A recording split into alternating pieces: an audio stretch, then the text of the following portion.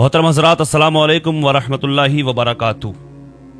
उम्मीद है आप खैरियत से होंगे। अल्लाह की बारगाह में दुआ है अल्लाह तबारक व तआला आपको और भी खुश रखे, दुनिया और आखिरत की तमाम भलाइयाँ नसीब फरमाए, आमीन या रब्बल आलमीन। वक्फ बिल के ताल्लुक से पता लग गया होगा शायद आप लोगों को, शायद कुछ लोग ऐसे होंगे जो नहीं पता लगा हो। मैं तो समझता हूँ सभी को मालूम हो गया होगा कि क्या हुआ। तो तकरीबन 1 साल से जो बहस चल रही थी ना वक्फ बिल संशोधन के नाम पर, तो वो बिल कल संसद में जो है, कल पार्लियामेंट में वो बिल पास कर दिया गया। लाख कोशिशें की, लाख एहतजाज किए, प्रदर्शन किए, धरना प्रदर्शन किए, जंतर मंतर पर भी किए, हर स्टेट में अलग अलग किए। मुसलमानों ने खूब मुखालफत की इसकी, लेकिन जिस तरह ताज्जुब की बात है भाई, पार्लियामेंट में जो भी कोई अगर बिल आता है तो वो मुसलमान अगर उसकी मुखालफत करते हैं, अगर मुसलमानों के खिलाफ कोई, अगर वो मुसलमानों का अगर कोई उसमें नुकसान होता है, अगर ऐसा लगता है मुसलमानों को इसमें हमारा नुकसान है और मुसलमान उसके खिलाफ एहतजाज करते हैं, तो वो बिल पास होकर ही रहता है। इसी तरह से ये वक्फ बिल संशोधन भी, ये बिल पास हो गया। तकरीबन 12-13 घंटे पार्लियामेंट में कल रात को ये बहस चली। उस पर पक्ष के नेता, विपक्ष के नेता सारे मौजूद थे वहां पर और अपने अपनी राय दी। इसमें चर्चा चली तकरीबन 10-12 घंटे, लेकिन कोई भी फ़ायदा नहीं निकला, किसी भी एहतजाज का कोई फ़ायदा नहीं निकला। और बड़े बड़े नेता, दिग्गज नेता, बैरिस्टर असदुद्दीन जैसे नेता, और किसी को कोई फ़ायदा नहीं निकला। लेकिन मुसलमानों, जिसको तुम अपना रहनुमा समझते हो, बड़ी बड़ी बातें जो तुम्हारे लिए करते हैं, आप खुद को समाजवादी, मुसलमानों के समाजवादी नेता कहलवाते हैं, जो मुसलमानों के हमदर्द नजर आते हैं, एक ही बात कह करके मुसलमानों तुम्हारे वोट लूट करके ले जाते हैं, वो हड़प करके ले जाते हैं। लेकिन जब मुसलमानों के हक की बात कहने का मौका आता है ना, तो उस वक्त में वो आपको वो ठेंगा दिखा कर चले जाते हैं। जिस तरह किसकी बात कर रहा हूं मैं? नीतीश कुमार साहब की बात कर रहा हूं, बिहार के चंद्रबाबू नायडू जी।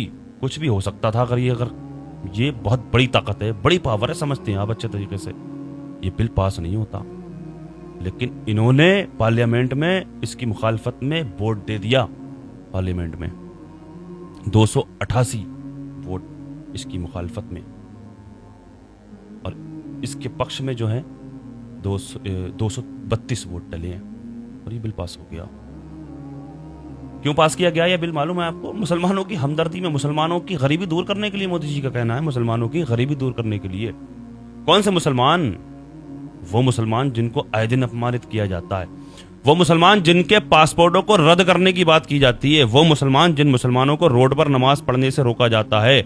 चाहे कोई सी भी धार्मिक रैलियां निकाले, 15-15 दिन की रैलियां निकले, गैर मुस्लिमों की, नॉन मुस्लिमों की, लेकिन मुसलमान अगर 15 मिनट के लिए जुमे की नमाज अदा करेगा, या साल में एक बार ईद उल फित्र की या फिर ईद उल अजहा की नमाज अदा करेगा, तो उनको अपमानित किया जाता है, उनको तरह तरह से उनको बुरा भला कहा जाता है, उनको आतंकवाद, जाने क्या क्या कहा जाता है मुसलमानों को, और उपद्रवी भी कहा जाता मुसलमानों को। उन मुसलमानों की भलाई के लिए ये बिल पास किया गया है, उन मुसलमानों की भलाई के लिए जिन मुसलमानों को आए दिन अपमानित किया जाता है। क्या करोगे अब? नहीं दिया ना साथ ओवैसी जी का, फाड़ दिया ना ओवैसी जी ने ये बात कह करके बिल। कल भी बिल फाड़ा ओवैसी जी ने, ये कह करके, जिस तरह से कानून थोपा जा रहा था किसी वक्त में गांधी महात्मा जी के वक्त में, तो उन्होंने जिस तरह से बिल को फाड़ा था, इसी तरह से मैं भी इस बिल को फाड़ रहा हूं। ओवैसी जी ने फाड़ दिया उस बिल को। मैं बारहा इस बात को कहा करता हूं, ये लोग तुम्हारे वोट हड़पते हैं मीठी मीठी बातें करने के लिए, तुम इनके बातों में आ जाते हो। क्या किया इन्होंने तुम्हारे लिए? बिल ये वोट दे सकते थे इसकी मुखालफत में, नहीं दिया इन्होंने वोट। इन लोगों ने, एनडीए पार्टी के नेता जो हैं, बहुत बड़ी ताकत है इनकी, लेकिन वो चीखता रहा महाराष्ट्र की सरजमी से, औरंगाबाद की सरजमी से, जिसने नबी की शान में जब गुस्ताखी हुई तो उसने भी आवाज बुलंद की अपनी। लाखों लोगों की तादाद लेकर के हुजूर की शान में जब गुस्ताखी हुई तो वो रोडों पर निकला, मुसलमानों की हक की आवाज बुलंद करता है। इम्तियाज जलील की बात कर रहा हूं, उसका भी साथ नहीं दिया तुमने। अब क्या करोगे?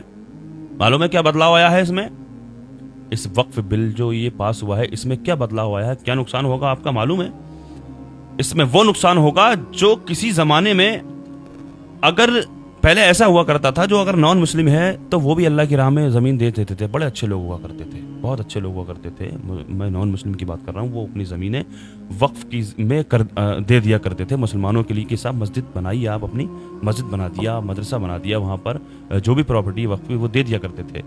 लेकिन उनके जो आज उनकी नस्लें हैं, अगर वो चाहें, ये बदलाव आया है, जिन्होंने वक्फ की ज़मीनों को अपनी ज़मीनें दी थी गैर मुस्लिमों ने, तो उन ज़मीनों की उनकी औलादें आज लेना चाहें तो वो ले सकती हैं, आपकी मस्जिद को हटा सकती हैं। ये बदलाव आया है।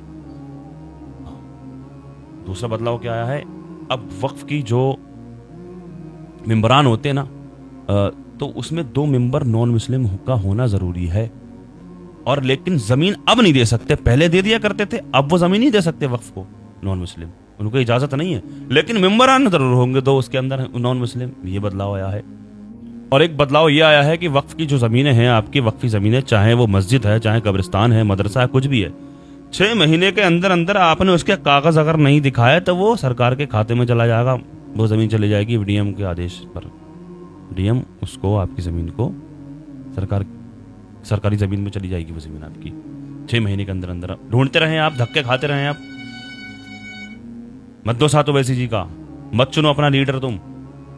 कौन आवाज़ उठाता है तुम्हारे लिए, हमारे लिए, मुसलमानों की हक की आवाज़ कौन बुलंद करता है? लेकिन ये झूठ बोल बोल करके तुमसे तुम्हारे वोट ले लेते हैं, तुम्हारे लिए आवाज़ नहीं उठाते। सबसे बड़ा योगदान है इन लोगों का, सबसे बड़ा योगदान बीजेपी सरकार को तो इसको लाई है, लेकिन सबसे बड़ा योगदान जो है ना, सबसे तगड़ी मजबूत सपोर्ट जो है वो इन्हीं लोगों की है, एनडीए पार्टी के नेताओं की। एनडीए पार्टी के जो नेता हैं, नीतीश कुमार हैं और चंद्रबाबू नायडू जो हैं, ये अगर चाहते तो ये बिल पास हरगिज नहीं होता। जिस तरह से इन्होंने वादे किए थे ना मुसलमानों तुमसे, वो वादे इन्होंने तुम्हें, अब जब वक्त ऐसा आया तुम्हारा साथ देने का, अपने बयानों में तो कह रहे थे कि हम वक्फ के खिलाफ है, लेकिन अब इन्होंने क्या किया, अब ये ठेंगा दिखा दिया मुसलमानों को और वोट डाल दिया इन्होंने उसकी मुखालफत में। कई सारे ऐसे नुकसानात हैं इस बिल के आने से, मैं आपको क्या बताऊं, आप अंदाजा भी नहीं लगा सकते।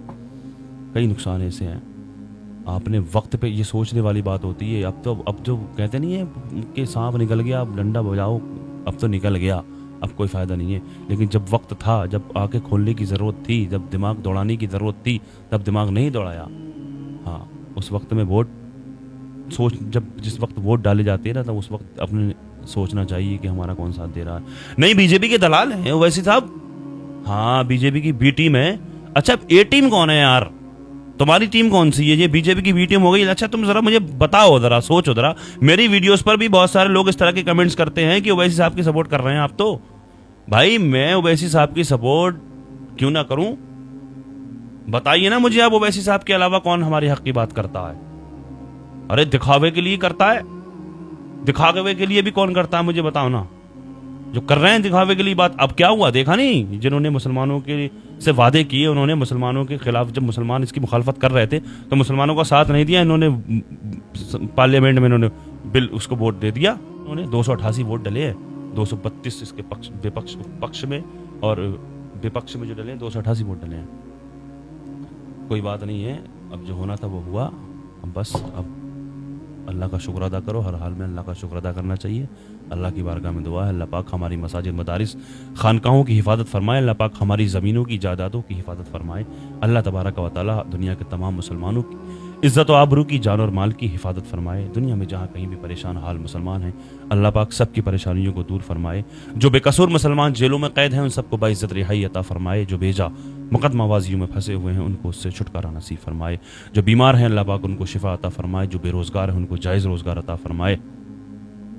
जिन हमारे भाइयों बहनों के रिश्ते नहीं हो रहे हैं, अल्लाह पाक उनको नेक रिश्ते अता फरमाए। जिन भाइयों बहनों ने कमेंट्स के ज़रिए दुआओं की दरख्वास्त की है, अल्लाह पाक सबकी जुमला परेशानियों को दूर फरमाए। अल्लाह पाक समझ अता फरमाए, दीन की सही समझ अता फरमाए। अल्लाह पाक हमारे ईमान व अक़ाइद की हिफाजत फरमाए, दीनी दुनियावी दौलत से माला माल फरमाए। अल्लाह पाक दीनी दुनियावी समझ अता फरमाए, दीनी भी और दुनियावी भी समझ अता फरमाए।